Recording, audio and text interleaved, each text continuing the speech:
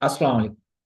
Today I'll talk about very important concept of fluid mechanics, which is Newtonian fluids versus non-Newtonian fluids. So, what are the Newtonian fluids? Newtonian fluids are those fluids that follows the Newton law of viscosity.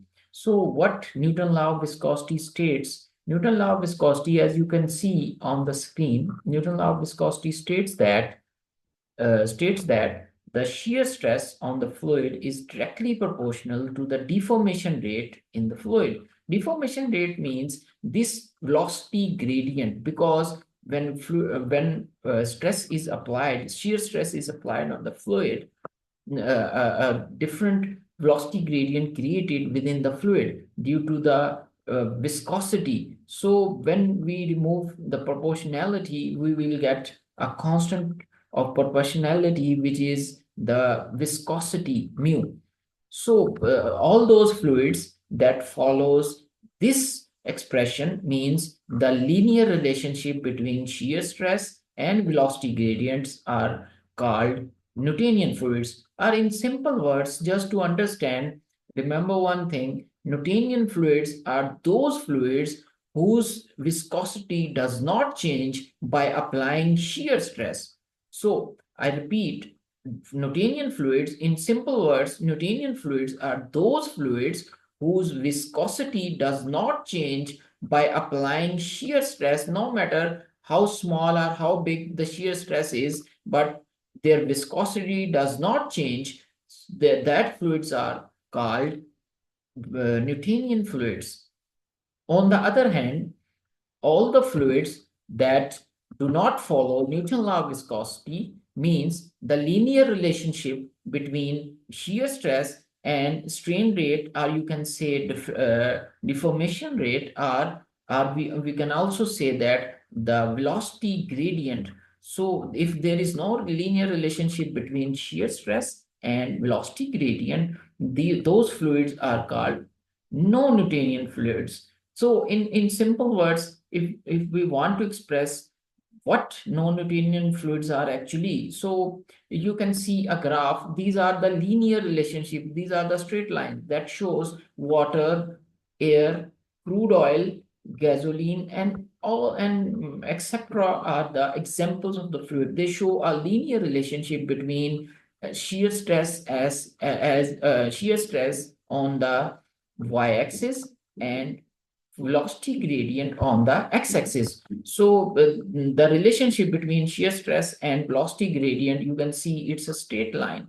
So these are the Newtonian fluids because they follow Newtonian fluids. And in technical terms, it means the viscosity of these fluids like water, air, crude does not change by applying shear stress. So they are the Newtonian fluids. So non-Newtonian fluids are those fluids whose viscosity changes by applying shear stress. So if you can see this diagram, the figure 1.7, the straight line shows the Newtonian fluids, the behavior of Newtonian fluids. The graph is the same between shear stress on y-axis and x-axis and velocity gradient on x-axis.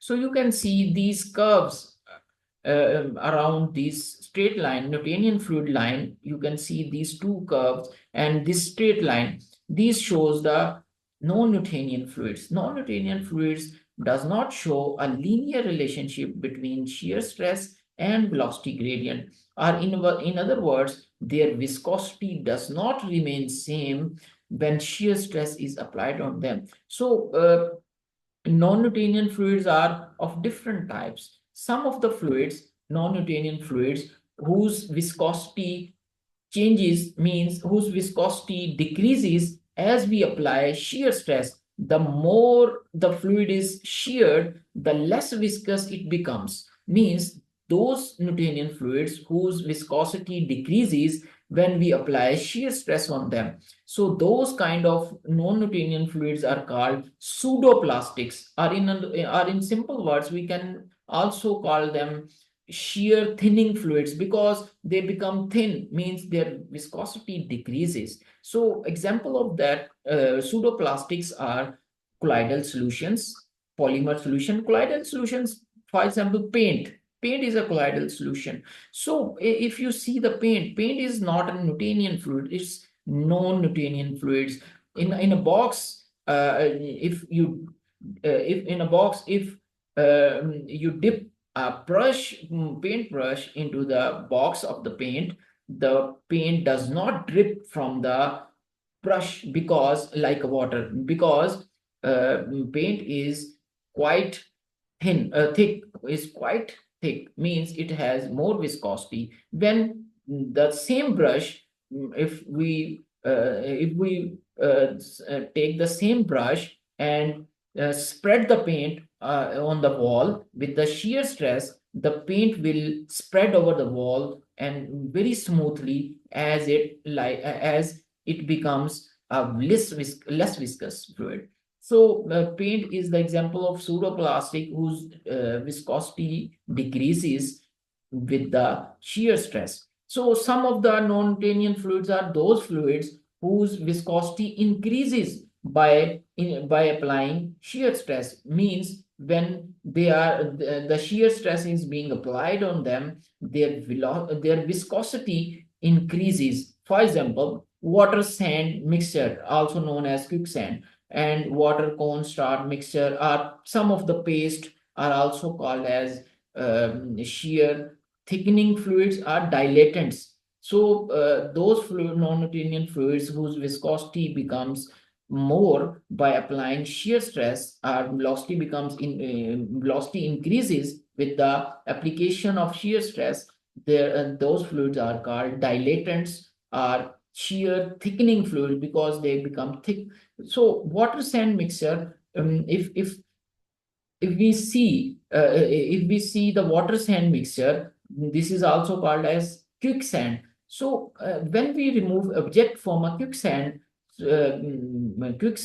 with a large shear stress, it becomes very difficult to get that to remove that object from that mixture, because by applying shear stress, by applying shear stress on the quicksand, the viscosity of the quicksand increases. So if we want to remove object from this mixture, so we need a very small force or shear force, so that the viscosity does not change appreciably.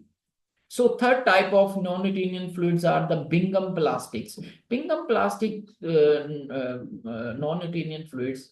Bingham plastics are those non-Newtonian fluids who are at a first look who does not like a fluid nor a solid. So because, for example, the example is toothpaste, mayonnaise, jam, ketchup. They look like a they neither look like a fluid nor a solid, because they are not a solid and they do not flow like a fluid. So they do not show in properties of either. So we can say that Bingham plastics are those non-Newtonian fluids that can bear yield stress, means some amount of stress they can bear without flowing.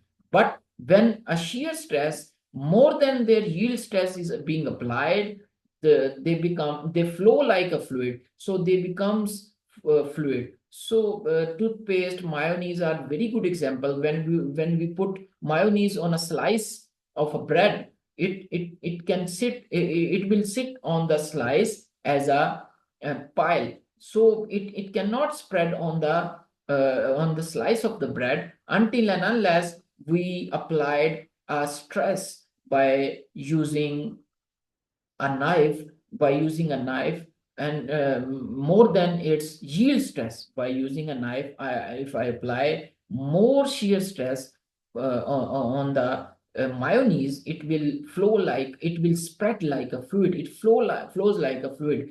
So the Bingham plastic, so I repeat, Bingham plastics are those non-Newtonian fluids that that can bear that can bear that can bear a certain amount of yield stress. Yield stress means the stress that can the minimum stress that they can bear without moving, without movement, without flowing.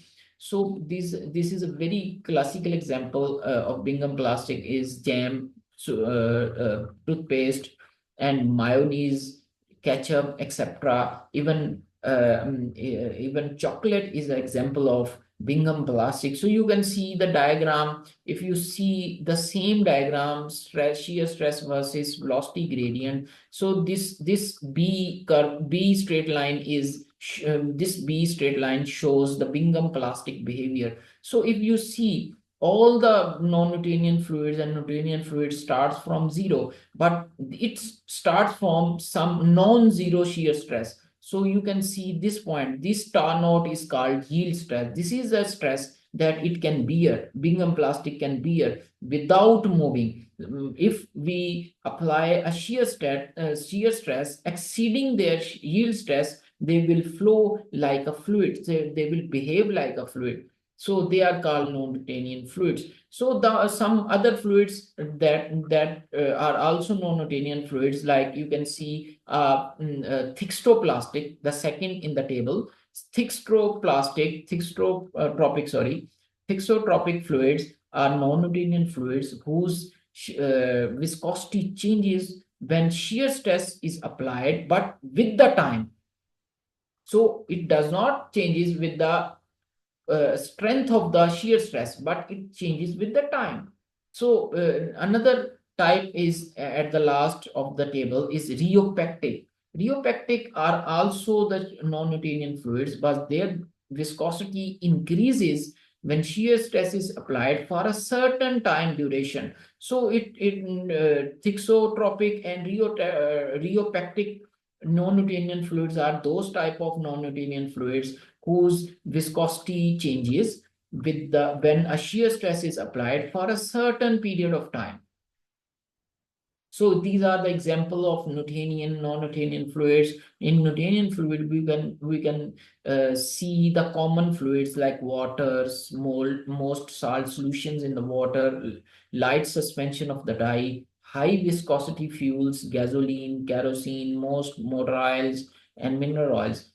Whereas in the dilatants, which is a non-Newtonian fluid, feldspar, it's a mineral, mica, it's a mineral, clay, mineral. So beach sand, starch in water, they all are dilatants. So their mixture in the water act like a dilatant, means non-Newtonian fluids. So Bingham plastic, if you can see on the top, Bingham plastics examples are clay suspensions, drilling mud, the mud that you get from drill when you are exploring petroleum fractions. So toothpaste, mayonnaise, chocolate, mustard, sewage sludge. Sewage sludge is also an example of Bingham plastic.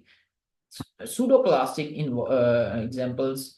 Pseudoplastics are those non-Newtonian fluids that whose viscosity decreases with the application of shear stress. So paper pulp is an example. Grease, soap. Grease is an example of pseudoplastic. Soap that we use in our daily routine, daily life. So painter's ink, starch, printer's ink, starch, latex solution, and most emulsions. Emulsions means the suspension solutions. So this is the very basic concept of fluid mechanics. What is the difference between Newtonian and non-Newtonian fluids? So how these concepts works.